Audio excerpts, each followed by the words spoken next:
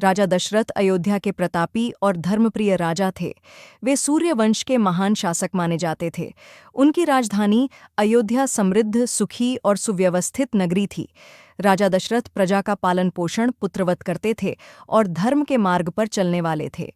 राजा दशरथ की 3 रानियां थीं, कौशल्या, कैकेयी और सुमित्रा।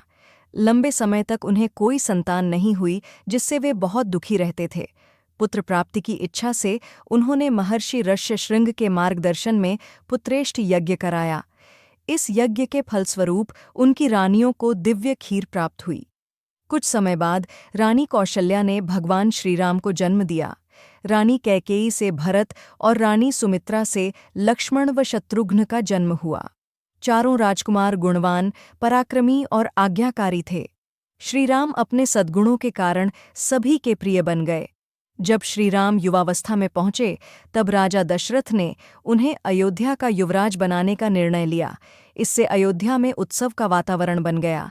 लेकिन रानी कैकेयी ने अपनी दासी मंथरा के बहकावे में आकर राजा दशरथ से अपने 2 वरदान मांगे।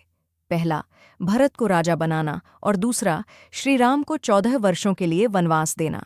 राजा दशरथ अपने वचन से बंधे हुए थे, इसलिए वे अत्यंत दुखी मन से यह वरदान पूरा करने को विवश हो गए। श्रीराम ने पिता की आज्ञा को सहर्ष स्वीकार किया और माता सीता तथा भाई लक्ष्मण के साथ वन चले गए।